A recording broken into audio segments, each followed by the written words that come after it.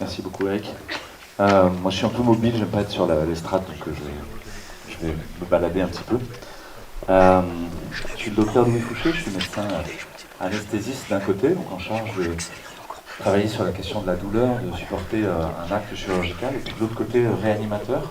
Réanimateur, c'est ce bout de course de toutes les maladies graves, le moment où n'importe qui se soit croûté sur l'autoroute, qu'il ait une pneumonie, une pancréatite ou une méningite, va finir par arriver dans un service où il va être endormi, sédaté, avec un mélange de morphinique, d'hypnotique, bardé de tuyaux dans le corps de tous les côtés, une voie centrale qui rentre dans le cou jusqu'à l'entrée du cœur, un cathéter artériel qui est dans l'artère radiale ou dans l'artère fémorale et qui va monter dans une grosse artère, une sonde nasogastrique dans le nez qui va depuis le nez jusqu'à l'estomac et qui permet de prendre le jus qu'il y a dans l'estomac ou au contraire de mettre du liquide et de mettre de la nourriture dans le tube digestif avec une petite pompe à côté. Un cathéter urinaire qui permet de rentrer dans la vessie, une sonde urinaire pour mesurer la quantité d'urine. Parfois un collecteur fécal, un tuyau qu'on met dans le rectum à travers l'anus pour récupérer les selles. Et puis les drains dans tous les sens, des scopes, c'est-à-dire des petites électrodes pour mesurer la fréquence du cœur, la tension artérielle, etc. Je vous décris un truc lourd là. Et donc ça, c'était mon métier jusqu'au Covid. Quand j'ai dû foutre en l'air ma carrière. Et ce métier a secoué énormément de questionnements éthiques sur le sens de mon travail. Et notamment le lien avec la mort réitéré tous les jours, parce que dans un service de réanimation, environ 20 à 30% des patients décèdent. C'est comme ça. Et c'est pas qu'on est plus mauvais que d'autres, hein, c'est le ratio standard d'un service de réanimation.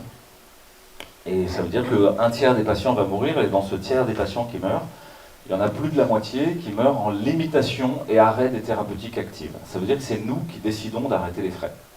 C'est pas qu'ils meurent parce qu'on n'y arrive pas, c'est trop grave, c'est trop compliqué, c'est nous qui décidons d'arrêter la prise en charge.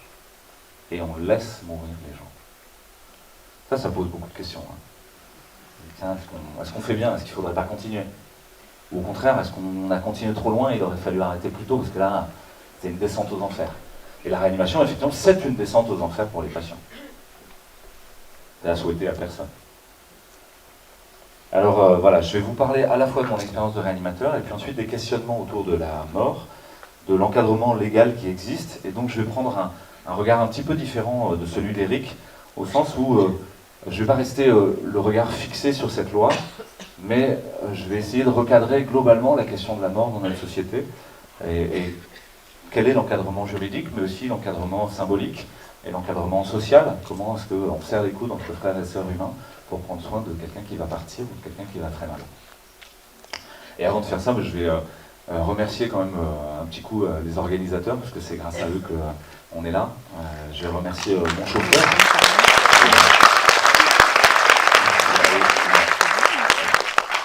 Et la gratitude, vous savez, c'est une des caractéristiques des hommes libres. Les esclaves n'ont pas de gratitude les uns pour les autres. Les hommes libres ont de la gratitude les uns pour les autres. Puis je vais remercier mon chauffeur et hébergeur au passage, qui a fait des prouesses sur l'autoroute pour arriver pile à l'heure. Il n'y a rien à flasher, pourtant. On n'a pas été pris en photo, donc tout va bien normalement. Et puis vous remercier, vous, d'être là, de prendre sur votre temps personnel, familial, professionnel, pour interrompre le cours du temps et venir s'intéresser à une question aussi profonde que celle de la mort. Et c'est la première chose que je pourrais vous dire, c'est qu'au fond, on va aborder quelque chose qui est de l'ordre de l'intime, de l'ordre de quelque chose de tout à fait personnel. Et pourtant, qui nous arrivera à tous. Vous êtes au clair là-dessus. Hein. À part Bill Gates peut-être, George Soros qui sont cryogénisés dans un... Voilà. Nous tous, on va mourir. Et là, il y a déjà un premier point. Hein. Nous vivons comme si nous étions immortels, mais la mort est assise sur notre épaule gauche chaque jour. Chez les latins, on appelait ça memento mori. Je me souviens que je vais mourir. Et dès qu'on se souvient qu'on va mourir, on vit un peu différemment. On profite. On rigole plus, on fait plus la fête. Et dans tout plein de sociétés où la mort est présente de manière quotidienne, comme les sociétés en voie de développement, en Afrique, en Amérique du Sud, le rapport à la mort est très différent. de chez nous où il est extraordinairement anxieux, où on cherche à ne pas la voir, où elle est mise de côté. Et il y a toute une thanato-anthropologie qui a été écrite, modélisée, étudiée, c'est-à-dire une étude de la relation de l'humain à la question de la mort. Et cette thanato-anthropologie, elle est différente en fonction des cultures, des lieux, mais ça revient sans cesse. Est-ce que vous mettez dans de la terre rouge avec les armes dans une tombe? Est-ce que vous faites une crémation sur le drakkar avec les femmes encore vivantes du chef guerrier? Est-ce que... Il y a plein de façons différentes de faire. Mais il y a un moment, il y a un passage et une traversée et il se passe la mort. Est-ce que vous partez sur la banquise parce que vous êtes un vieil Inuit et que vous allez être un poids pour la société? Est-ce que vous êtes un vieux japonais qu'on va abandonner dans un coin du désert ou je sais pas quoi? Qu'est-ce qui se passe? Ok, donc on va réfléchir à tout ça et moi ça m'a tellement questionné que j'ai essayé de faire des études, un 3e cycle d'éthique et d'anthropologie de la santé à Marseille, à l'université, et j'étais destiné à devenir un docteur en éthique, à faire un doctorat, mais je suis resté au niveau du DEA.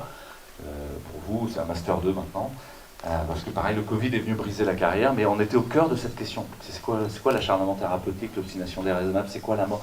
Et moi, c'est un questionnement lancinant. Mais c'est un questionnement lancinant pour moi, mais c'est un questionnement lancinant pour notre société. Hein. C'est-à-dire que la loi, là, si elle ne passe pas, vous imaginez bien que de toute manière, la question n'est pas résolue. Cette loi est un symptôme d'une souffrance collective dans notre relation à la mort. Donc, ok, il y a la loi, bien sûr, il faut travailler dessus, réfléchir ensemble. Mais on sait déjà que cette question de la mort, à la fois elle est universelle et intime, et donc elle va être un sujet de clivage. Ah, c'est intéressant parce que cliver la société, vous savez que ça a été modélisé, ça s'appelle la schismogénèse. Le schisme, c'est la séparation, la genèse du schisme. Comment est-ce qu'on fait pour cliver une société entre Hutu et Tutsi au Rwanda, entre gauche et droite, entre pro-vax et anti-vax, entre pro-euthanasie et anti-euthanasie? Et que chaque fois qu'on coupe la société en petits morceaux et qu'on la redécoupe en petits morceaux, qu'est-ce qui se passe? Nous perdons notre puissance d'agir. Et le prince, lui, peut continuer à régner. C'est dans Le Prince de Machiavel, diviser pour mieux régner. Et donc vous pouvez imaginer d'emblée que cette loi ne vient pas par hasard dans le calendrier législatif maintenant. Avez-vous remarqué que le narratif de la guerre en Ukraine et de la Russie commence à s'épuiser? On en entend moins parler. On vous somme moins d'être pour ou contre, de choisir si vous êtes pro-russe ou pro-ukrainien. D'ailleurs, on vous somme toujours d'être pour ou contre. Vous ne pourriez pas dire, moi je ne sais pas en fait. Une guerre, je pense qu'il n'y a pas de gentils et de méchants. C'est plus complexe que ça. Et qu'il y a des pauvres gens qui seront massacrés pour pas un rond sur des champs de bataille pour les enjeux des multimilliardaires et de ceux qui possèdent le monde. Et si je ne voulais pas prendre position? De même, là, une loi sociétale sur la mort. Est-ce que vous avez remarqué que l'ensemble de l'arsenal législatif qui est mis en place ces dernières années pour les députés ne sert jamais le bien commun? Vous avez vu une seule loi qui, depuis plus de 20 ans, sert le bien commun? Non. Il y en a aucune. Moi, j'en connais aucune. Les lois servent des intérêts particuliers, des niches économiques, et créent des niches économiques. La loi sur le Covid, par exemple, a servi de niche économique pour vacciner de masse et permettre à Pfizer, Monsanto, etc., pas Monsanto, Pfizer et Moderna, etc., de faire des milliards de marge.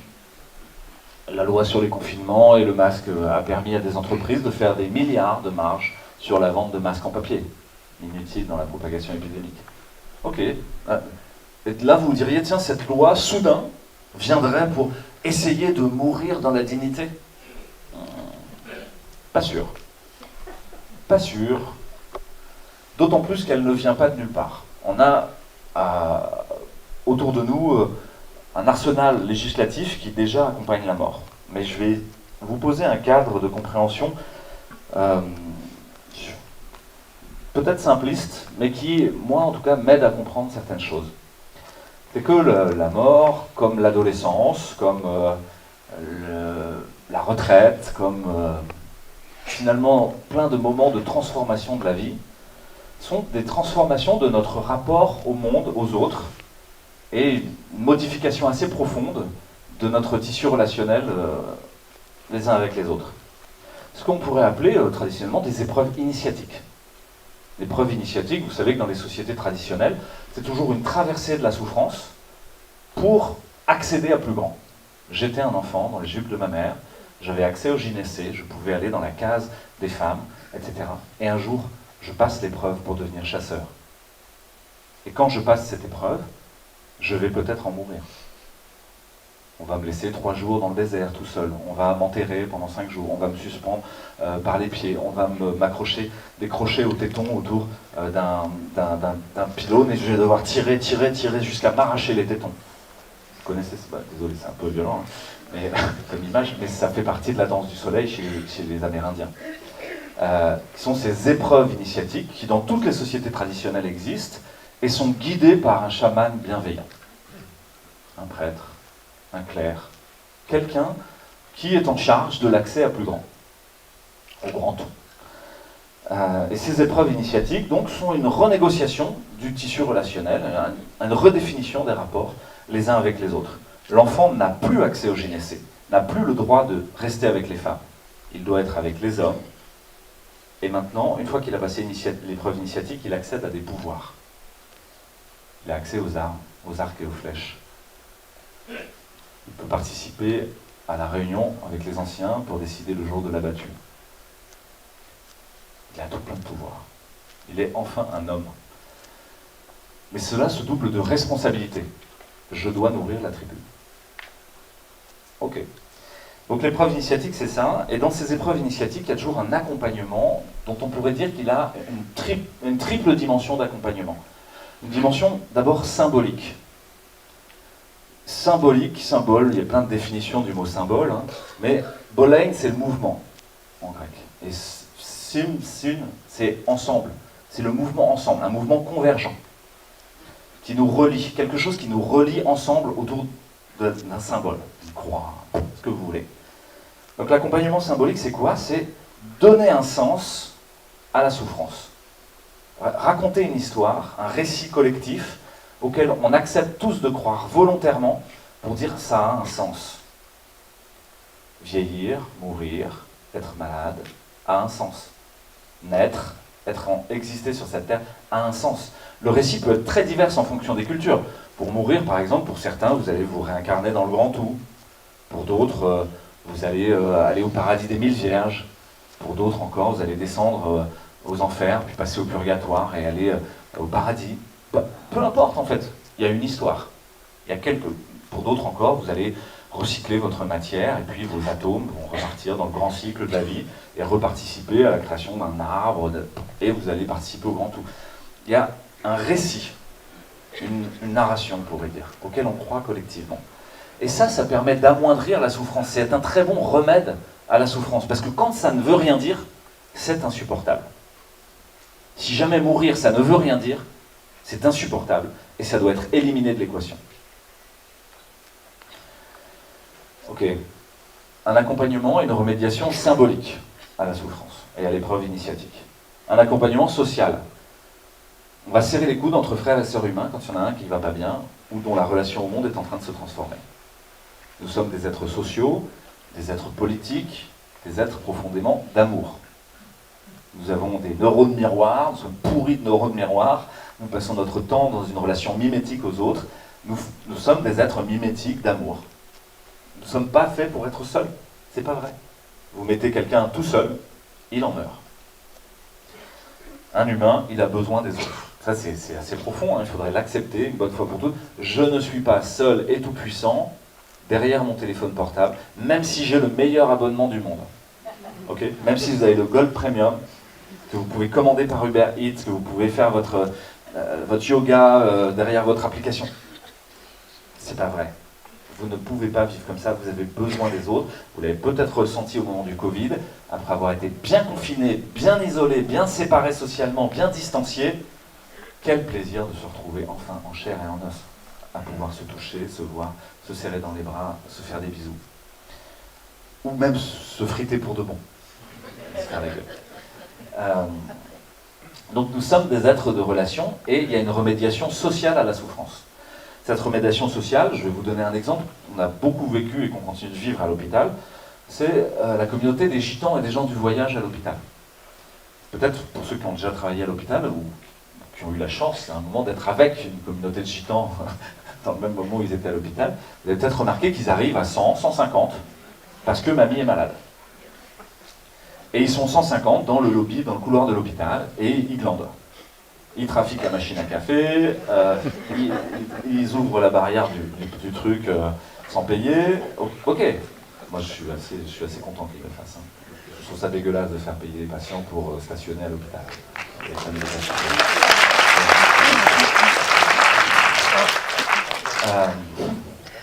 L'appropriation par le grand capital de votre commun. Et on va voir que ce qui se passe avec la mort, c'est exactement la même chose.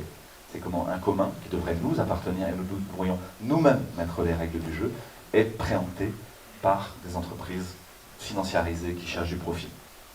La loi n'en étant qu'un des outils. Mais ça, c'est la suite. Donc, ils sont tous là et ils retissent le lien. Ils discutent entre eux et à la faveur, au prétexte de la maladie de la mamie, ils se donnent des nouvelles. Ah, tu étais au Sainte-Marie de la Mer, moi j'étais à Lille, etc. Et ils tchatchent pendant des heures. C'est-à-dire que ce moment de souffrance n'est pas un moment de dislocation du lien, au contraire, il est un moment de tissage du lien. C'est très intéressant, parce que si vous réfléchissez, tous nos moments de souffrance sont des dislocations des liens habituels, chez la plupart d'entre nous. Quelqu'un est malade dans la famille, toute la famille est malade. Vous avez un patient en réa, toute sa famille est en train d'avoir son lien à son travail, à sa vie habituelle, aux autres gens du groupe qui est en train de se disloquer. Et il se passe quelque chose, il y a une renégociation du lien. Si on fait semblant que ça n'existe pas, on est tous très malades. On peut même faire un deuil pathologique. Ben non, eux, ils accompagnent ça. Moi, je trouve ça très drôle. Et ils se réemparent de la mort. J'ai raconté plusieurs fois cette expérience, mais un jour, je suis de garde. Et puis, mamie des gens du voyage décède dans le service. Et puis, dans le service, quand quelqu'un décède, et c'est vrai partout en France, le corps doit rester 2 heures dans le service. Il y a un constat de décès qui est effectué par le médecin. On remplit un certificat de décès, la feuille bleue.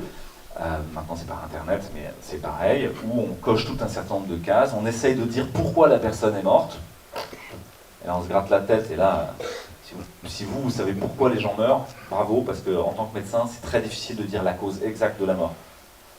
Arrêt cardiaque, bon d'accord, mais avant, cancer, mais dans quelle mesure? Pneumonie, c'est quoi le plus important? Vous voyez que déjà sur la cotation et le codage des actes qui font mourir, de quoi sont morts les gens, très flou, hein.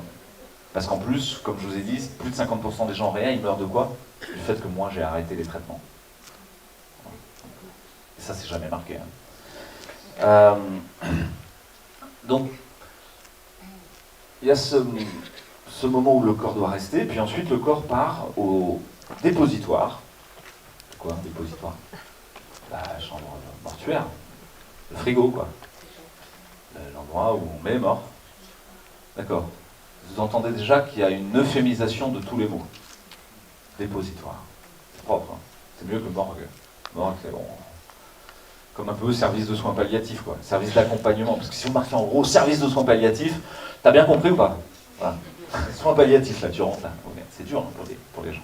Le renoncement aux soins. Enfin, aux soins curatifs. Et donc, la famille, je leur dis, le corps va partir, et puis après, vous contacterez les pompes funèbres pour la suite, l'enterrement, l'inhumation, etc. Ils me regardent en rigolant, non, non, pas du tout, en fait, on va prendre le corps. Je dis, vous n'avez pas le droit. Puis là, ils arrivent à 14 autour de moi. On n'a pas le droit. Ils me regardent comme ça. Ouah, en même temps, il est 2h du matin, je suis là pour soigner, je suis pas là pour jouer ma vie sur le corps, vous faites bien ce que vous voulez, quoi. Ils sont partis avec le corps. Et ils ont fait ce qu'ils voulaient. Parce que chez les gitans, on prend soin du corps. On fait les soins, etc. On habille le macabé, etc. Donc eux, ils ne se sont pas désemparés, ils ne se sont pas laissés exproprier de la question de la mort. Hein. Ils le gèrent eux-mêmes. Mais c'est illégal, ils sont dans la transgression. Ok, donc il y a un accompagnement symbolique à ce qu'est la mort, un accompagnement social. L'accompagnement social, il s'accompagne de pratiques sociales, de ritualisées. Et notamment, pour certains c'est la fête, pour d'autres c'est plutôt un moment d'obsèques, des obsèques. Il y a une cérémonie pour accompagner la mort. Et cette cérémonie, c'est très intéressant parce que vous regardez toutes les cultures, un peu toutes les religions, c'est quasiment toujours pareil. Même dans le monde laïque, c'est à peu près pareil, parce qu'ils se sont calqués sur le modèle religieux finalement, qui avait déjà bien travaillé la question. Et il y a une célébration avec un officiant et on réunit la famille. On réunit la famille, tout le monde est là, et c'est un temps hors du temps. Vous avez peut-être déjà remarqué, si vous êtes allé à des obsèques, ça nous est arrivé à tous, que ça n'est pas le cours habituel du temps. On sort de la dimension performative du quotidien, où il faut aller chercher à bouffer, où il faut aller bosser, faire les cours. Non, c'est comme un temps suspendu, une sorte de temps sacré. On appelle ça techniquement une hiérophanie. Hiérophanie, c'est la survenue du sacré dans l'espace profane. La survenue de quelque chose qui n'a rien à voir. D'un coup, tout s'interrompt. Plus rien n'a d'importance que ce moment-là. Et vous êtes au café, à la terrasse du village, du café du village, en train de prendre un café en attendant l'heure dite, et puis il y a les cousins qui arrivent, et puis vous voyez des gens que vous n'avez pas revus depuis des années, puis vous vous serrez dans les bras, puis vous avez les larmes aux yeux, et puis la cérémonie commence, et la cérémonie, c'est toujours rappeler la vie du mort. Ah, il était sympa, il était drôle, il était intelligent, même si c'est pas vrai, bon, on cherche les bons côtés. Il y a des égards. Important les égards. Et ensuite, il y a un moment où l'officiant dit « c'est bien, mais maintenant, c'est fini ». Et il y a une rupture, il y a toujours un moment de rupture, et qui est signifié. Et une fois qu'il est signifié, on dit « maintenant, on va prendre soin des vivants. On va prendre soin de ceux qui restent ». C'est très important ce moment-là, et il y a ce qu'on appelle les condoléances dans pas mal de cultures. C'est le moment où la famille très proche va recevoir les condoléances des gens autour. Et puis, ces condoléances, c'est quoi? C'est on prend les gens dans les bras et on chiale un bon coup, quoi. Et on ne sait pas trop quoi dire, mais c'est allez, on est là et on se serre les coudes. Et on chiale un bon coup et on n'arrête pas. Et ben, c'est tout à fait démontré que les gens qui acceptent les condoléances font des deuils moins pathologiques, font mieux leur deuil que les gens qui n'acceptent pas les condoléances. C'est un truc très paléo, hein, c'est pas intellectuel. Il y a un moment, le groupe social entier qui se resserre les coudes et qui vous prend dans les bras, ok, ça va, le tissu du monde s'est déchiré, quelqu'un est parti, mais en même temps, ça y est, on retisse avec les autres.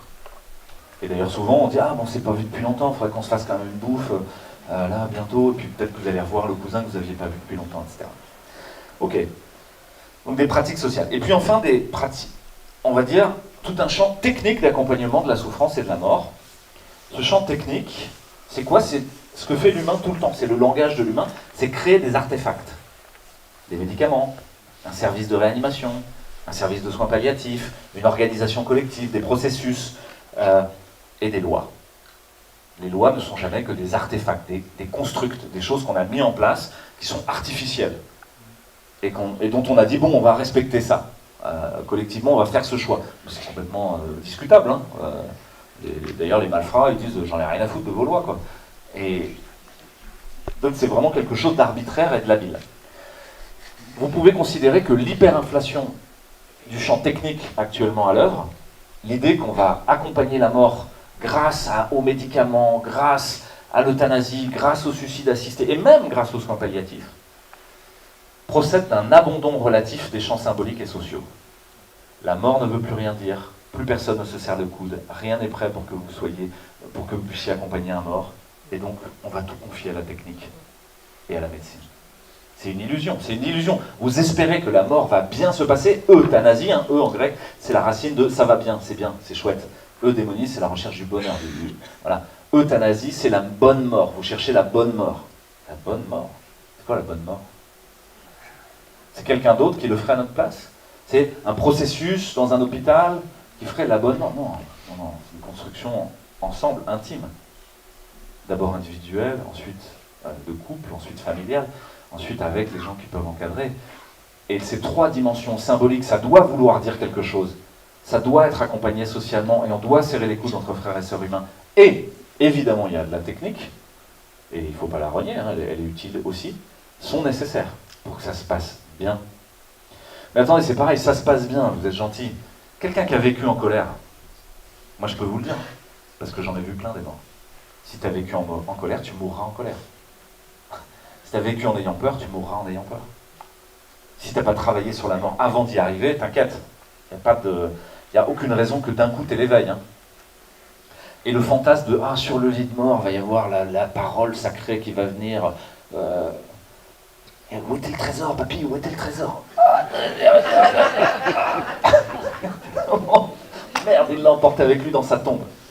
Et il y a tellement de gens qui emportent avec eux dans leur tombe les secrets de famille, les problèmes relationnels, toutes les erreurs qu'ils ont faites, etc. Ah, mais attendez, chez les chrétiens par exemple, on se confessait avant, il y avait les derniers sacrements, on disait un bon coup à quelqu'un d'extérieur, j'ai fait de la merde. C'est vrai. Mais est-ce que je peux être pardonné? Tu es pardonné, tu es toujours pardonné, ça c'est bien avec les chrétiens, au moins, t'es le pire du pire, t'es toujours pardonné. Mais encore faut-il le demander, encore faut-il qu'il y ait l'occasion. Ok. D'accord, donc la mort est quotidienne, elle va nous concerne tous, elle est à la fois quelque chose d'intime et quelque chose de public. Aller travailler sur la question de la mort va être à l'origine d'une schismogénèse, d'un clivage, et donc procéder d'une nouvelle séparation de la société. Et il y a un accompagnement symbolique, social et technique de la mort. Ça va, c'est ce que je vous ai dit jusqu'ici. Bon, je fais la synthèse. Et vous comprenez que moi j'essaye d'être subtil parce que je ne souhaite pas cliver à nouveau la société. Et donc si je vous dis, si vous souhaitez l'euthanasie ou le suicide assisté, vous êtes des abrutis, ou l'inverse, tous ceux qui ne veulent pas le suicide assisté et l'euthanasie sont des vieux réacs de merde qui empêchent la progression de notre société, il y a des chances que je rajoute du clivage et de la division à notre société alors même qu'on cherche autre chose.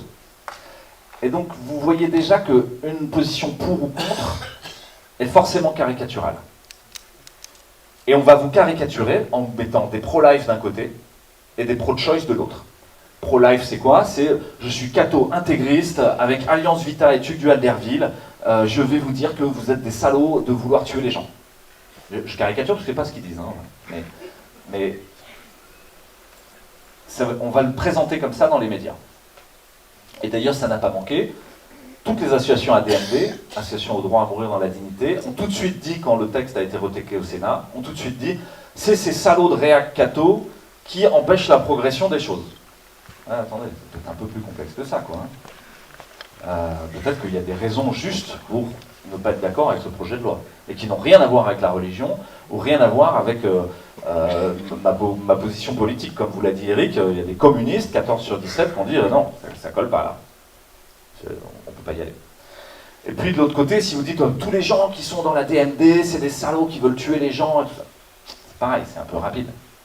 Bon, je vous laisse aller voir le profil de Jean-Luc Romero, etc.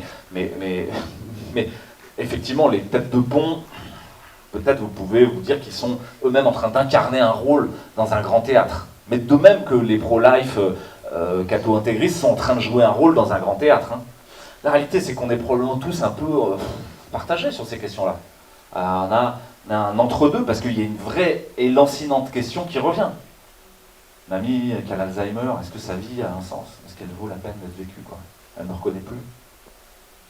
Puis, d'accord, il y a elle, sa vie, mais souvent il y a moi, ma vie. C'est dur. C'est dur au quotidien de la suivre.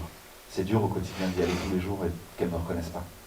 Ça me fait mal de voir agir ça et de voir se détricoter toute sa conscience. Elle était mathématicienne, elle savait des choses que je ne savais pas, et d'un coup, elle est comme un enfant, comme un bébé, et elle a peur. C'est dur, c'est très très dur de voir ça. Hier, Alain parlait de Mélanie, c'est pareil, c'est dur de voir quelqu'un qui a une maladie de Charcot, qui petit à petit ne peut pas respirer, pas bouger. Et donc l'arbitrage de ça, ouais, qui suis-je pour savoir ce qui est juste pour elle? J'ai du mal à savoir. Et en réa, comme je vous l'ai dit, ça a sans cesse été un questionnement de dire on est dans un entre-deux. Alors justement est apparu un arsenal législatif essayant d'aller sur le réel, qui ne venait pas de nulle part et qui a été travaillé par les loges maçonniques du Grand Orient. C'est de notoriété publique, c'est pas une chose que je vous dis, tout le monde le sait, le Grand Orient, et pour tous mes copains qui sont au Grand Orient, et j'en ai plein, et ils n'en font pas mystère. Ils ont planché, on appelle ça plancher, ils ont planché sur la question de l'euthanasie, du suicide assisté et des lois sur la fin de vie depuis plus de 30 ans, depuis plus de 40 ans. Il y a une généalogie des mouvements euthanasistes. Et là, c'est intéressant d'aller chercher cette généalogie parce qu'elle ne vient pas de nulle part. Ces mouvements euthanasistes, ils naissent à la fin du XIXe siècle avec l'idée d'une optimisation sociale et collective de la société où il y aurait un devoir de tuer l'inutile ou celui qui met en péril l'équilibre de la société. Et ils le voient comme un darwinisme social, comme une façon d'optimiser le fonctionnement de la société en disant bon, si vous êtes débile, si vous êtes handicapé, Bon, vous êtes globalement un poids pour le groupe, merci, en plus vous allez vous produire peut-être, bon, il serait bon de vous éradiquer. Et donc il y a des Galton, mais encore beaucoup d'autres ensuite, et souvent aux États-Unis, venant de ce qu'on appelle le philanthrocapitalisme américain, financé par Rockefeller, et qui vont faire apparaître des associations au droit à mourir dans la dignité, des associations pour la purification de la race. Purification de la race. Ah là, vous voyez que ça dérape. Ah oui, dans les années 30, déjà on dit, bon, les débiles, les schizophrènes, les homosexuels, si on faisait des chambres à gaz. Ah bon? C'est pas juste les nazis qui ont dit ça? Non.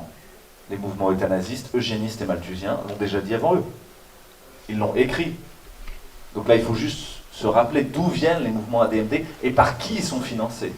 Donc là, moi, je mets une critique directe, parce que je pense que ça n'est pas le reflet de la société. C'est autre chose qui est là. C'est pas notre questionnement lancinant sur c'est dur de mourir, c'est dur de vieillir, c'est dur d'être malade, c'est dur d'être handicapé. C'est autre chose. C'est des gens qui veulent optimiser le fonctionnement de la société pour qu'elle devienne parfaite et pure. Le rêve de la perfection et de la pureté, c'est un cauchemar. C'est un cauchemar qui a conduit, entre 1939 et 1945, au programme T4. Et vous savez déjà que le programme T4, c'était l'éradication de tous ceux qui étaient imparfaits pour les nazis, donc ceux qui n'étaient pas ariens, et que ça a abouti entre 100 000 et 300 000 morts. De manière industrielle à l'allemande, hein, on ne boude pas le protocole, il y a des process, hein, tout ça est très, très germanique. Et là, il y a eu une grande gueule de bois dans les mouvements euthanasistes, en disant, mince, on voulait améliorer la société et on aboutit à du meurtre de masse. Et de manière arbitraire, sur le choix de qui... parce que qui décide ce qui est parfait et imparfait? On retrouve le jeu du pouvoir, le jeu de la puissance. Si j'ai de l'argent et que moi je suis dominant dans cette société, c'est moi qui vais décider si vous êtes parfait ou imparfait. Si je suis jeune, beau, en pleine santé, dans un idéal performatif, que vous êtes vieux, moche et décati,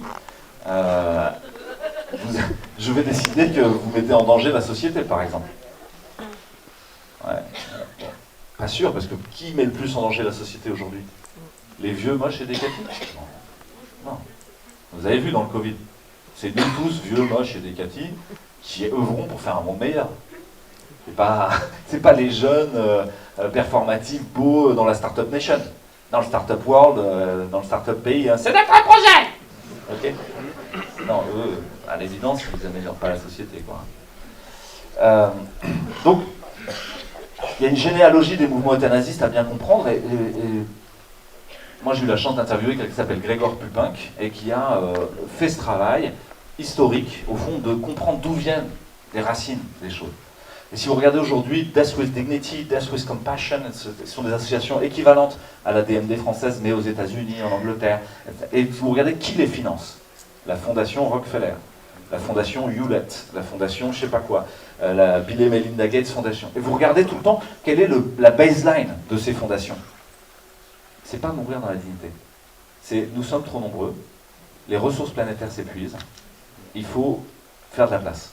Ah bon? Attendez, je croyais que c'était mourir dans la dignité tout ça. Non, on s'en fout complètement de votre dignité. Il faut faire un espace meilleur. Mais il y a un changement marketing après 39-45. Avant, les mouvements euthanasistes expliquent que c'est pour l'amélioration de la société. Après 39-45, grosse gueule de bois, c'est plus possible à faire. On va mettre en avant la liberté individuelle. C'est votre liberté, c'est votre choix. C'est tellement ton choix qu'au Canada, aujourd'hui, il y a une histoire tout à fait célèbre, où une championne paralympique, une ancienne militaire connue au Canada, handicapée en fauteuil roulant, a demandé à l'administration un financement pour avoir un accès handicapé à sa maison, et on lui a répondu quoi? Il n'y a pas de sous pour votre accès handicapé, mais par contre on peut vous offrir un suicide assisté. Ah, d'accord. C'est tellement intéressant que j'ai pu interviewer quelqu'un qui s'appelle Roger Foley. Et Roger Foley, c'est quelqu'un qui a une maladie neurodégénérative depuis l'enfance. Et donc, il est handicapé, il vit dans un fauteuil roulant, il a besoin d'aide pour à peu près tout. Mais il aime la vie. Et lui, il est content de vivre, il n'a pas du tout demandé à mourir. Et il était à la maison avec les aides à domicile, mais au Canada, les aides à domicile, c'est moins bien qu'en France. Parce qu'ils n'ont pas la sécu comme nous on a eu. Nous, on est en train de la détruire, ne vous inquiétez pas. Mais ils n'ont pas ça, et donc, bah, les plus fragiles, en gros, ils changent de prestataire de service tous les jours et vous avez un nouvel infirmier, un nouvel aide-soignant. Mais sauf que pour ce genre de malade-là, évidemment, il faut... c'est un compagnonnage. Des soins très particuliers, des gens qui ont des habitudes. Si vous connaissez des malades chroniques, ils ont des habitudes. Et ils savent eux-mêmes mieux que vous, en général, comment se soigner pour plein de choses. Et donc, vous n'allez pas réinventer l'eau tiède à chaque fois que vous allez les voir. C'est eux qui vous disent mieux. Et bah, Roger, il a fini par avoir des escarres parce qu'il n'était pas bien pris en charge. Et puis par s'infecter, et puis il a dû aller à l'hôpital. Puis à l'hôpital, il a été soigné, mais on lui a dit « Vous ne pouvez pas rentrer à la maison, il n'y a plus les sous pour les accompagnements à domicile. » Et depuis, il vit à l'hôpital. Il est enfermé à l'hôpital. Il ne peut plus sortir. Parce qu'il n'a pas d'argent. S'il avait de l'argent, il n'y aurait pas de problème. Mais il n'a pas d'argent, donc il ne peut pas sortir. Et qu'est-ce qu'on lui demande tous les jours? On dit, vous ne voudriez pas une euthanasie ou un suicide assisté? C'est quand même plus simple, non? C'est intéressant hein, comme interview, parce que là vous dites, attendez, on me parlait de mourir dans la dignité, mais là je vois les dérives, elles existent, c'est pas du fantasme des pro-life qui vont faire du lobbyisme auprès des députés, c'est juste, on a déjà l'exemple des Pays-Bas, du Canada, de l'Angleterre, on les a déjà. Quand on fait une loi, il est très important de se pencher sur les conséquences pour les générations futures. Et est-ce que cet arsenal de lois est compatible avec les lois préalables? Chez les Grecs, c'était puni d'ostracisme parfois, si vous proposiez une loi sur l'agora qui n'était pas conforme aux lois antérieures et qui venait bousculer la cohérence du droit, vous étiez passible d'être viré. C'était un délit. Bah, Eric il nous a dit quoi? La loi qui est proposée là, en gros, c'est un permis de tuer où on donne un fait justificatif. Tout le monde admet que si c'est un homicide, que l'euthanasie est un homicide, voire un meurtre avec préméditation. Les qualifications sont encore différentes, mais donc tout le monde admet ça, mais dit, si vous suivez le protocole, vous ne serez pas inquiété. Ou même si vous êtes inquiété, parce qu'une famille vous fait un procès, vous ne serez pas condamné. Okay? C'est comme ça que se présente la loi actuellement. Hein. Ça, c'est une décohérence complète avec le droit pénal antérieur. C'est-à-dire que vous faites s'entrechoquer des concepts qui sont incompatibles les uns avec les autres. Donc normalement, en Grèce antique, dans la démocratie athénienne, ce serait puni directement. On dirait, non, vous ne pouvez pas faire ça en fait. Vous êtes en train de foutre en l'air la cohérence du droit. L'autre chose, c'est les conséquences pour les générations futures. Quelqu'un qui s'appelle Hans Jonas, qui est un philosophe qui a beaucoup réfléchi à cette question, notamment dans un livre qui s'appelle Le principe responsabilité. Et dans le principe responsabilité, il dit, l'éthique c'est intéressant, l'éthique c'est la question morale, on pourrait dire du bien et du mal, du juste et de l'injuste, mais les deux pieds dans la merde du réel. C'est pas éthéré dans la sphère divine, le bien, le mal. Non, c'est là tous les jours, quand je peux être à peu près juste ou injuste. C'est pas facile, parce que c'est les deux pieds dans la merde du réel. Et donc il y a un arbitrage complexe. Hein, vous faites une IVG chez quelqu'un, dans un certain cas, ça ne vous posera aucun problème de conscience, quoi. C'était un viol, machin. Ok. D'autres fois, ça va être plus complexe. Vous allez dire, tiens, merde, qu'est-ce qu'on est en train de faire? Pareil pour ce qu'on est en train de dire là. Mais cette idée du principe responsabilité, c'est que l'éthique est diachronique, pas simplement synchronique. Elle ne se situe pas que dans une instantanéité de la relation de ce qui est en train de se passer. C'est pas juste toi et moi, c'est qu'est-ce qui se passe pour les autres et pour le futur. Or, précisément le rôle du législateur, c'est d'arriver à essayer de projeter ce qui se passerait pour les autres et pour le futur s'il met en place cette loi. Et tous les doyens de la faculté de droit l'ont dit, c'est pas le seul à l'avoir dit, mais il y a un des doyens de l'université du droit a dit, oula, sur la mort, quand vous légiférez la main tremblante. Et il vaut mieux ne pas légiférer que de légiférer. C'est-à-dire il vaut mieux laisser faire le réel et voir un peu comment les gens s'accommodent, qu'est-ce qui se passe en vrai. Alors qu'est-ce qui se passe en vrai et comment la loi a été mise en place. C'est un peu long, je ne sais pas quelle heure il est, excusez-moi, je suis bavard. 11h38. Première loi, 99. Quoi? Loi sur les soins palliatifs. Tout le monde a droit à accéder aux soins palliatifs en France. C'est un droit. Ah ok, c'est un droit, mais vous savez que vos droits sont piétinés en permanence. Et donc, qui accède aux soins palliatifs? En gros, on a, vous pouvez retenir un ordre de grandeur, 700 000 morts par an en France. C'est un ordre de grandeur, c'est un peu moins. Mais 700 000, ça vous permet de calculer, 700 000 divisé par 365, ça fait aller entre 1500 et 1700 morts par jour. Tous les jours, il y a 1700 morts.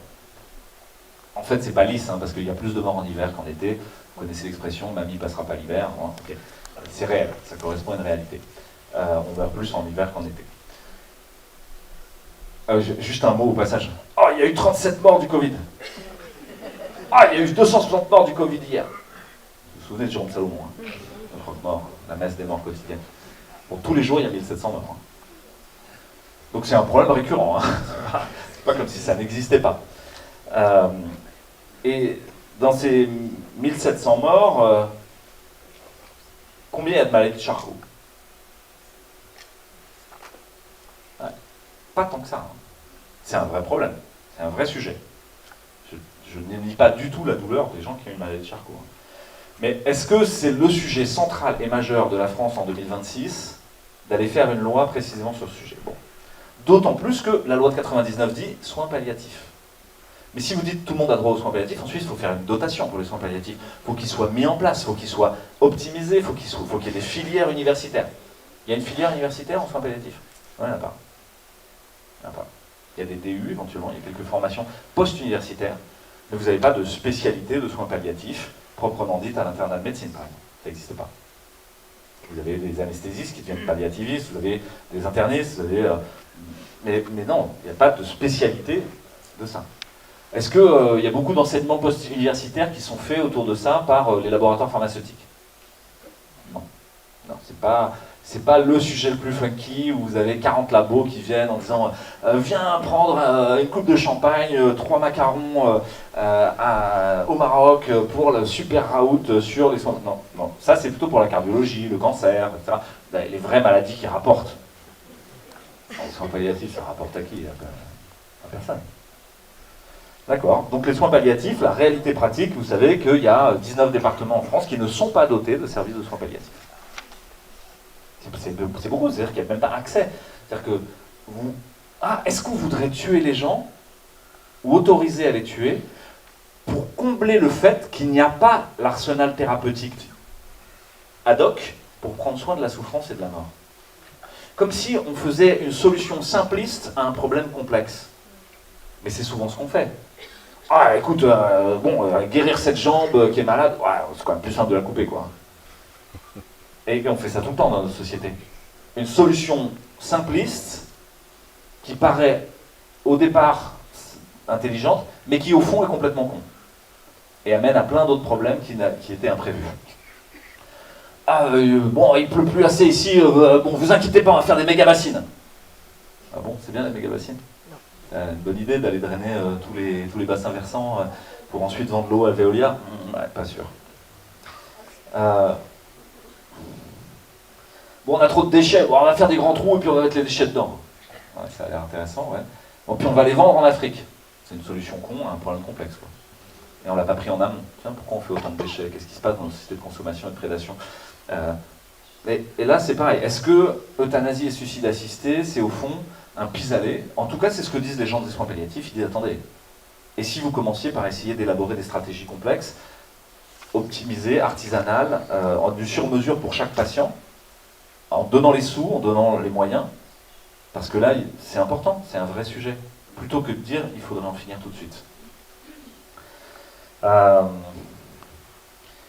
99, la loi sur les soins palliatifs.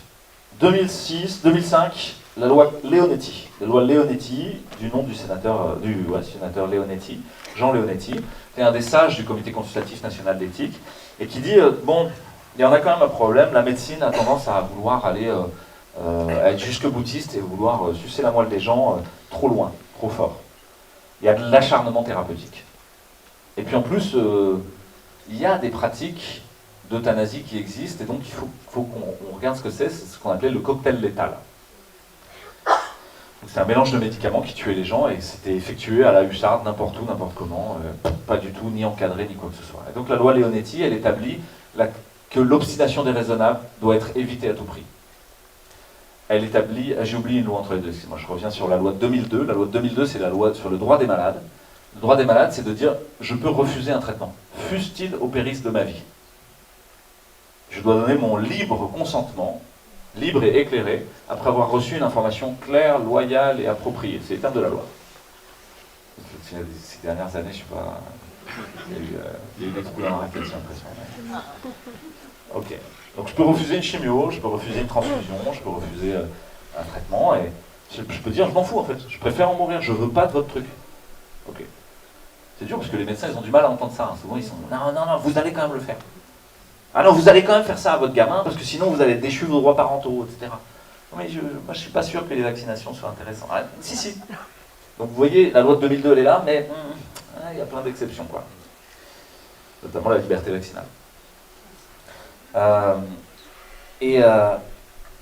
Cette loi de 2002 est suivie donc de la loi Leonetti. La loi Leonetti crée la question des directives anticipées. Elle dit vous pouvez dire ce que vous voudriez pour votre mort. À ce moment-là, elles ne sont pas opposables. C'est-à-dire vous dites ce que vous voulez, mais les médecins feront bien ce qu'ils veulent. Vous devez avoir une personne de confiance. Si vous n'êtes pas en état de donner votre avis, désignez-nous quelqu'un devant témoin en ayant rempli un CERFA qui sera votre personne de confiance. Vaut mieux le faire parce que sinon il y a quelqu'un qui peut se déclarer personne de confiance quand vous êtes dans le coma et qui ne l'est pas. Hein. Moi je vous raconte des histoires, mais en réanimation, je commence à raconter, bah voilà, il y a une défaillance hémodynamique, respiratoire chez ce patient, c'est très sérieux, il y a un risque pour sa vie. Qu'est-ce que vous avez entendu jusqu'ici, etc. Mais bon, quand est-ce que l'héritage ça commence? C'est ça la réponse des familles. Ah ouais. Tout le monde n'est pas dans une logique complètement bienveillante vis-à-vis de sa famille. Intéressant ça, parce que par exemple en Hollande et en Belgique, vous avez des wagons entiers de retraités qui ont émigré vers les Länder allemands à côté. À tel point que les députés des Länder, parce qu'ils ont des parlements locaux en Allemagne, ont dit mais c'est quoi le problème, qu'est-ce qui se passe quoi? Ça vient alourdir notre sécu de manière très importante. D'où ils viennent ces gens et pourquoi? Donc ils ont lancé des études, ils ont dit. Et ils ont trouvé quoi? Que les gens venaient parce que des lois sur l'euthanasie et le suicide assisté avaient été passées en Hollande et que les gens avaient peur qu'on les bute. Et donc ils venaient en Allemagne. Ok. Loi Leonetti qui admet la limitation et l'arrêt des thérapeutiques actives, c'est-à-dire de dire, nous en tant que médecins et soignants, on peut arrêter des traitements. Mais on n'arrête jamais les soins. C'est-à-dire quoi? C'est-à-dire j'arrête la noradrénaline, j'arrête les antibiotiques, j'arrête tout ce que je veux, mais on va continuer à soigner ce patient. Et c'est ce qui se passe en pratique. Hein. C'est-à-dire, à un moment, on dit, ce patient, on pense que c'est futile de continuer, sa maladie est trop grave, de toute manière, il n'en récupérera jamais, il aura un tel handicap que ce sera vraiment une vie de merde potentielle pour lui. Et donc, on dit, on arrête. On arrête tout et on laisse mourir la personne. Souvent, on n'arrête pas la sédation. On va revoir ce que c'est que la sédation. Et on le laisse partir. On le laisse partir, mais on continue à prendre soin de son corps, on fait du nursing, on change les draps, on fait ce qu'il faut. Il n'est pas là pour baigner dans sa merde, tout seul, abandonné au fin fond du service. Non, au contraire. Et on vient changer les règles du jeu du service. Vous savez que dans les services de réa, souvent il y a des horaires de visite, il y a un code à l'entrée, il y a un nombre de personnes. Non, là, vous venez au nombre que vous voulez, vous venez à l'heure que vous voulez, vous passez le temps que vous voulez. Et puis on demande, est-ce que vous voulez qu'il y ait un prêtre, un imam, un rabbin, est-ce que vous voulez un encadrement spirituel de ce qui est en train de se passer, enfin un accompagnement spirituel, et on propose ça. Et puis, le temps se dilate. Et c'est surtout nous, soignants, on renonce à guérir. Ça, c'est très dur pour nous. Parce que la mort serait un échec pour beaucoup de gens. Un de mes chefs de service, il disait ça, la mort est un échec. Bon, ben, attendez, c'est compliqué, parce que moi, en réanimation, j'ai eu plus de cadeaux pour des accompagnements de décès que pour avoir sauvé des gens. Ben, ça m'a beaucoup questionné au début. J'ai dit, attends, j'ai une bouteille de champagne, j'ai un truc, mais il est mort. Ouais, mais vous avez fait ça avec l'humanité. Vous étiez là, vous avez été présent. Et il se passe quelque chose dans ce temps-là qui devient ce temps sacré dont je vous ai parlé tout à l'heure. Cette hiérophanie du soin palliatif. C'est-à-dire, les trucs habituels n'ont plus d'importance. Parfois, les familles, elles se réunissent, elles sont à 20. Moi, j'ai vu des trucs étranges. L'amante d'un patient avec sa régulière. Être ensemble, autour du patient. Et puis, elles se découvraient pour la première fois parce que le mec avait une double vie. Et elles sont devenues amies. Et c'était très important qu'elles soient ensemble parce qu'elles avaient deux dimensions différentes de leur chérie. Et c'est là où compliqué. D'autres fois, vous avez toute la famille, et puis les gens sont compassés, c'est dur, ils voient cette personne avec son respirateur, le bruit, et puis qui est allongée dans le lit inconsciente, et puis il y a des fous rires qui éclatent. Les gens, c'est un déchargement une décharge d'émotions. Puis tout le monde se met à avoir un fou rire, et puis ils se mettent à pleurer en même temps. Puis ils sortent, et là, les aides-soignants, les infirmiers disent, vous voulez un café, vous voulez qu'on prenne un petit moment ensemble? Et au fait, ils faisaient quoi dans la vie? Mais là, on se rend compte, nous, soignants, qu'on ne s'était jamais intéressé à ce qu'ils faisaient dans la vie. Que nous, ce qui nous intéressait, c'était la créatinine, la pression artérielle, la pression intracrânienne. Mais c'est quoi son métier? Oh waouh! Puis on découvre des aventures, des vies entières. Et les vies des gens, c'est incroyable. Parce que là, nous tous qui sommes réunis ici, pourquoi est-ce qu'à ce moment-là, on se réunit ensemble ici? C'est quoi nos parcours de vie? C'est magnifique, c'est d'une richesse infinie. Et à ce moment précis du soin palliatif et du temps suspendu, de ce temps entre la mort et la vie, il y a plein de choses qui se passent et qui sont nécessaires. Parce qu'elles nous réhumanisent. Imaginez que ça se passe autrement. Vous avez rendez-vous et à 17h52, on injectera la potion létale et vous partirez. Le protocole sera comme ci, comme ci, comme ça. Et voilà. Vous avez à signer en bas et à faire ci. C'est pas tout à fait la même histoire. Et vous voyez bien à quel point rapidement ce protocole, ce fait justificatif du meurtre, peut devenir froid et automatique. Parce que justement, il va falloir de manière très, très compassée suivre le protocole. Pas de défaillance. Mais nous, on a fait venir, pour une petite qui avait eu du garde d'asile et qui s'était retrouvée tétraplégique, qui avait une trachéo et qui allait mourir, on a fait venir son petit chien dans le service. On n'a pas le droit de faire venir le petit chien.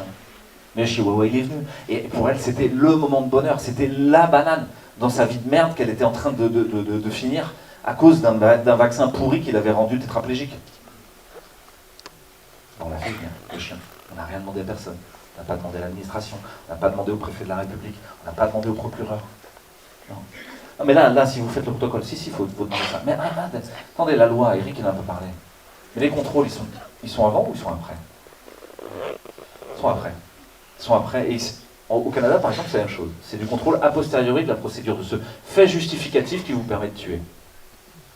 Contrôle a posteriori, ça veut dire quoi? 5%, moins de 5% des dossiers sont audités. Moins de 5%, mais ça veut dire quoi? Ça veut dire que dans les dossiers, il n'y en aurait pas où ce serait un meurtre, vraiment. On se serait débarrassé de mamie, qui n'avait rien demandé, et on aurait signé à sa place, et tout le monde serait mis d'accord pour se débarrasser de mamie, mais elle n'avait rien demandé. Ah ouais, là, vous voyez le truc qui peut déraper grave. Je vais prendre un autre contrepoint, parce que moi, je ne suis pas fondamentalement opposé, par exemple, au suicide assisté. Parce que le suicide, c'est votre liberté, et ça fait partie du truc, ça n'a pas besoin d'être légiféré à mon sens. On peut se suicider, c'est comme ça. Et c'est encore le dernier bras d'honneur que vous pouvez faire au système. Ouais, mais il y a des gens qui disent que c'est aussi la dernière liberté que vous avez dans un système totalitaire. Hein. Ça, c'est Anna Arendt. Il dit la dernière liberté que vous avez quand tout est contrôlé dans votre vie, c'est le suicide. Ça aussi, ça doit nous faire réfléchir. Hein. Est-ce qu'on est conduit au suicide d'une certaine manière? N'empêche, le suicide assisté existe en Suisse depuis des années. Il y a des contraintes. Ça doit être fait de manière associative, ça ne peut pas être professionnalisé. Ça ne peut pas être rentable ou gagner de l'argent. C'est fait à titre gracieux pour aider la personne. C'est pas la même chose. Hein. Il n'y a pas d'euthanasie parce que pour les Suisses, l'euthanasie, c'est un meurtre. Et donc, il n'y a pas d'euthanasie. Point barre. Le suicide assisté, pour eux, c'est autre chose. Mais, le procureur de la République est prévenu avant, et il va vérifier avant que tout va bien. Il y a d'abord 2 psychiatres, je vous parle du suicide là en Oregon, qui est un autre exemple de suicide assisté historique. En Oregon, c'est aux États-Unis, vous savez, c'est le côté live free or die, je veux être libre jusqu'au bout, hein, donc je choisis mon destin. Dans ce côté libertaire, on pourrait dire, libertarien. Et donc, pour eux, il y a cette idée que je peux en finir. Et vous avez des gens qui demandent une kill pill, quelque chose pour mourir, quoi. Et c'est intéressant de savoir que déjà, souvent, cette kill pill, elle est demandée, mais elle est prise que dans 2/3 des cas. Il y a 1/3 des gens qui ne la prennent jamais. Mais avant d'avoir droit d'avoir une kill pill, il y a 2 psychiatres qui doivent passer voir. Vous n'êtes pas dépressif? C'est pas un vieux coup de mou, là? Non, c'est bien clair. Puis votre maladie, elle est vraiment avancée, elle est en phase terminale, vous allez en crever, etc. Ou bien c'est une maladie qui aurait un potentiel curable, mais où vous considérez que vous êtes foutu. Moi, je connais des gens, ils sentent qu'ils sont foutus parce qu'ils ont des douleurs chroniques. Hein. Parce que vous savez que dans la douleur, en plus, il y a une catastrophisation, il y a un mécanisme psychologique qui est la catastrophisation. Peut-être vous l'avez déjà vécu, moi ça m'est déjà arrivé, en tout cas quand vous avez mal au dos, quelle vie de merde, c'est vraiment... Je préfère en finir tellement c'est dur. Heureusement qu'à chaque fois que j'ai dit ça, il n'y a pas quelqu'un qui m'a dit « Bon, on prend rendez-vous quand, là ?» Vous avez 48 heures de délai de réflexion, mais ça y est, c'est bon, on a opté, moins de 15 jours, vous pouvez y aller. Non, à la fin, quand même, mon limbago a fini par passer. Je suis quand même content de voir la suite pour le moment. Hein. Bon, il y a des fois, c'est plus dur que ça, mais ça veut dire quoi? C'est-à-dire que l'imagination thérapeutique qu'il pourrait y avoir pour des pathologies va disparaître si la solution univoque, c'est d'aller en finir. Ouais, vous êtes... Le Charcot, par exemple. Si on dit la seule solution, et puis on le fait comprendre dès le début aux gens, hein, dès qu'on leur pose le diagnostic, bon, tout le monde en finit avec une euthanasie. Hein. Est-ce qu'il y a des voies de recherche qui vont s'ouvrir? Est-ce qu'il y a des gens qui vont chercher des médicaments, des thérapeutiques? Parce que moi, mon expérience en médecine, c'est que chaque fois qu'on s'intéresse à une pathologie, on finit par trouver des thérapeutiques. Hein. La médecine, c'est quelque chose de très beau. Hein. Vous vous rappelez peut-être du VIH, mais le VIH, au départ, tous les gamins homosexuels, c'était des jeunes hommes homosexuels qui arrivaient, ils en mouraient. Ils en mouraient dans d'atroces souffrances, etc. Et c'est le début d'ailleurs de plein de services de soins palliatifs en France, hein, notamment la maison à Gardanne. Et heureusement que les gens ils n'ont pas dit bon bah de toute manière il suffit de faire une euthanasie parce qu'ils souffrent trop. Et qu'il y a des gens qui ont dit non mais attendez, il y a sûrement des thérapeutiques quoi. Et qu'on a développé des thérapeutiques. Aujourd'hui les gens vivent avec une trithérapie et ils vivent comme vous et moi. Ils n'ont pas de problème. Ça veut dire quoi? C'est-à-dire qu'il ne faudrait quand même pas imaginer sans cesse que dès que quelqu'un souffre, la solution univoque, c'est de dire bon d'accord, ouais, tu souffres trop. En permaculture, on dit il y a toujours au moins une autre façon de faire. C'est-à-dire que quand je pense que c'est une impasse, il y a toujours au moins une autre façon de faire. Ça veut dire qu'il y en a peut-être même d'autres. Et il y a quelque chose à inventer. Ce quelque chose à inventer, pour mon Roger Follet qui est hospitalisé, c'est quoi? Et si des citoyens serraient les coudes, mettaient des sous de côté, l'amenaient, si des citoyens décidaient qu'ils allaient se former pour l'accompagner et devenir ses soignants, qu'il n'y avait plus besoin de passer par le système, et que c'était un collectif local qui disait on a notre Roger. Oh mais c'est un poids pour la société. Ah ouais, c'est un poids pour la société. Je vous raconte une histoire. Un jour, je suis de garde, et il y a un monsieur qui arrive, et c'est dans un fauteuil roulant, tout disloqué de partout, genre Michel Petrucciani. Vous voyez, Michel Petrucciani, le pianiste et donc une maladie orpheline de l'enfance, polymalphoutose, il est comme ça, avec une trachéotomie, un respirateur de temps en temps, l'air de ressembler à rien du tout. Je le vois arriver en réa pour une pneumonie d'inhalation. Et là, dans ma tête, je fais... Est-ce qu'on va engloutir les moyens de l'hôpital pour ça? Est-ce qu'on va prendre... Mais je me souviens, en garde, tu ne prends pas de décision. Tu réanimes. On verra demain, l'esprit frais, pas à 2h du matin, avec d'autres gens, de manière collégiale. Parce que c'est intéressant d'être un collège de pairs pour décider quelque chose. Surtout pas tout seul. Surtout pas en urgence. Il n'y a rien qui est urgent. On peut réanimer, on verra demain s'il faut arrêter les frais. Je le réanime. Je m'en vais, je sors de garde, je fais la relève, je dis bon, ouais, je crois pas trop, hein, mais bon, voilà. Je l'ai réanimé parce qu'il fallait bien, quoi. Et puis je reviens l'après-midi, parce que les réanimateurs reviennent souvent pour voir ce qui se passe, ils s'ennuient en lendemain de garde, donc dans le service, c'est comme ça, c'est le problème de l'addiction au travail. Puis ça vous trotte dans la tête quand même, vous avez besoin de savoir. Et je reviens, puis je vois dans la chambre du patient 40 personnes, tous en train de rigoler, lui, comme ça, dans son petit fauteuil, en train de faire comme ça, la banane, l'air hyper heureux. Je dis, ah bon, quoi c'est ça? Je me renseigne et tout. Ah en fait c'est notre mascotte, nous, vous savez dans la cité il habite au 8e étage, il n'a pas d'ascenseur, et donc nous on se relaie tous pour le porter avec son fauteuil roulant, pour le faire monter et le faire descendre, et puis après il zone avec nous en bas, il habitait dans des quartiers pauvres de Marseille, et on prend tous soin de lui, et il a un humour de malade, c'est vraiment notre mascotte, et je me rends compte que cet homme, dont je pensais que sa vie était inutile, n'avait aucun sens, était une suite de souffrances sans lendemain, était la clé de voûte de cette société. Que c'est lui qui tenait les gens ensemble. Que c'est grâce à lui que toute la cité, au fond, avait un but dans ce qu'elle faisait et déployait des trésors d'humanité les uns pour les autres. Je me dis, mais quel abruti j'étais hier, en me disant qu'il faut en finir. Ah, mais ça, c'est pas ce que je viens de vous dire là. Ça donne du temps. Mais la réalité pratique, ce qui s'est passé ces dernières années, c'est qu'avant même la loi qui est en train de passer là, aux urgences, quand des gens trisomiques arrivent maintenant, ça s'est passé à Lyon et je ne sais plus où, l'un pour une péritonite, l'autre pour une pneumonie, l'équipe des urgences a dit « Cette vie ne vaut pas la peine d'être vécue, on va faire une euthanasie ». Et la personne n'avait rien demandé. La trisomie, c'est pas une maladie mortelle, hein, il y a des gens trisomiques qui vivent une vie tout à fait épanouissante, hein, et qui sont très utiles à la collectivité, parce que eux, quand ils vous aiment, ils vous le disent, je t'aime. Quand ils ont envie de jouer avec vous, ils vous prennent dans les bras et ils jouent avec vous. Ils savent qu'ils vont perdre, hein. Ils ne sont pas dans la compétition, ils vont toujours perdre au jeu que vous faites avec eux, mais ils aiment jouer. Et ouais, ils foutent la vie en l'air de leurs parents. Et les parents disent, ouais, évidemment, notre enfant trisomique nous a foutu notre vie en l'air. Mais vous ne pensez pas qu'on a besoin d'eux dans notre société? Qu'on n'a pas besoin que de gens performants, qui font des entreprises, qui sont les meilleurs du monde, qui sont en permanence en train de conquérir le monde. Vous ne pensez pas qu'on a besoin des marginaux, des handicapés, des opposants, des gens qui ne sont pas normaux? On en a plus que jamais besoin.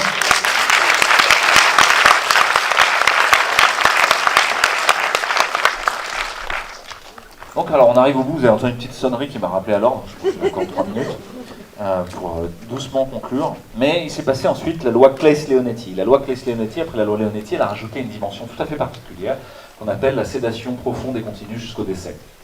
Cette sédation profonde et continue, c'est un mélange d'hypnotique et de morphinique, ça peut donner lieu à énormément de discussions, on en a eu avec Eric sur ce sujet, qui sont de mettre en route des médicaments pour ne pas avoir mal et ne pas être conscient, ne pas souffrir psychologiquement. Et avec l'idée qu'il pouvait exister un double effet, c'est-à-dire que nous, en tant que soignants, on peut mettre ça pour soulager la douleur, et on sait que la personne va en mourir. Et que les doses qu'on met ne sont pas que pour soulager la souffrance, mais vont aussi amener au décès. Ah, vous voyez que la frontière commence à être ténue avec l'euthanasie, là. Hein. On est hyper borderline. Hein. Quelle est votre intention? Et l'intention, là, je vais vous la donner brute de décoffrage en tant que réanimateur. Le service est rempli, il est 3h du matin, il y a un jeune qui s'est croûté sur l'autoroute de 25 ans, qui a une espérance de vie devant lui très bonne, etc. Il a besoin de réanimation. Et dans le service, j'ai mamie de 98 ans qui n'en finit pas de mourir depuis 3 semaines. Je vais mettre en place une sédation profonde et continue jusqu'au décès. Quelle est mon intention? Si c'est de buter mamie et de faire une place pour le jeune, c'est de l'euthanasie, clairement. Et c'est même pas de l'euthanasie, hein, parce qu'elle n'a rien demandé, la mamie. Hein. Moi, je me débarrasse de mon problème. Dans une situation de tension sur les ressources. C'est en fait une affaire économique. Je ne devrais pas m'en préoccuper en tant que soignant. J'en ai rien à foutre en fait de l'économie. Moi, je fais ce que je dois faire, déon en grec, la déontologie, pas ce qui est économiquement rentable. Ou de l'autre côté, non, il y a quelqu'un là qui est dans d'atroces souffrances depuis des semaines, je sais très bien que ça mène nulle part, on a essayé de faire 40 chirurgies pour le regreffer au niveau de la peau, c'est un grand brûlé, etc. Il est à vif de tous les côtés, il ne peut même pas supporter d'être réveillé parce qu'il est à vif, quoi. C'est comme si vous aviez... Enfin, là, il n'y a plus de peau, c'est un écorché vif. Et ça ne va pas marcher. Toutes les greffes de peau qu'on a faites, elles se sont surinfectées. On n'a plus de réserve de peau. Parce qu'on prend la peau ailleurs pour l'étendre et la mettre là. Mais on n'a plus de réserve de peau. Donc il est en train de se dénutrir. Il a perdu toute sa réserve protéique, etc. Ça ne va pas marcher. Ça ne va pas marcher. Il va en mourir. Il est à plus de 70% de surface corporelle brûlée. Le pronostic est à 0 chance de survie. D'accord? Ça n'a aucun sens. On va arrêter les thérapeutiques actives et on va mettre en route une sédation profonde et continue jusqu'au décès. Là, mon intention n'est pas la même. Mon intention est de soulager ses souffrances. Vous avouerez que c'est quand même ténu, quoi. Hein, et qu'il y a un côté toute puissance de l'humain, un côté hubris prométhéen. L'hubris, vous savez, c'est la folie des grandeurs, la volonté d'être Dieu à la place de Dieu, la volonté de décider à la place du destin. On a souvent cette volonté de tout organiser de manière la plus parfaite possible. On veut que le plan se déroule sans accroc. Mais d'une part, personne n'a dit que la mort, ça devait être beau. Ni ça devait être facile. Personne n'a dit ça. Hein. Pourquoi ça devrait être facile? Pas facile de dire au revoir à tous nos attachements. Hein. Pas facile que les autres acceptent de nous dire au revoir aussi. C'est un travail. C'est un travail au sens de cet artisanat dont parlait Eric, quelque chose à construire. Et à mon sens, on est à ce moment de la société où nous devons nous réemparer de la mort, surtout pas nous laisser exproprier. Le think tank Fondapol, un think tank libéral, a dit d'emblée, cette loi sur l'euthanasie et le suicide assisté, déjà, il faut arrêter de l'appeler loi sur l'aide à mourir. Il faut dire ce que c'est de l'euthanasie et du suicide assisté. Il faut arrêter de mentir sur les mots. Elle va faire être une économie d'1,4 milliard d'euros sur les soins de santé. Parce que les personnes âgées sont celles qui coûtent le plus cher. Et donc, si jamais on permet d'éliminer leur vie un peu plus tôt que prévu, on va économiser énormément d'argent collectivement.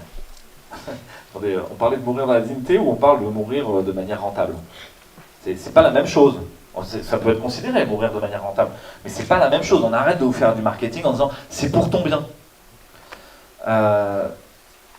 Voilà, donc ce sujet est archi-clivant. Sûrement dans la salle, il y en a qui ne sont pas du tout d'accord avec ce que je viens de vous dire. Vous sentez que moi, dans cette situation d'incertitude où j'ai accompagné de nombreux décès, et y compris avec de la sédation profonde jusqu'au décès, et y compris avec des fois où ça flirtait avec l'euthanasie, et où je sais ce que c'est que l'euthanasie, et voilà, je sais ce que c'est.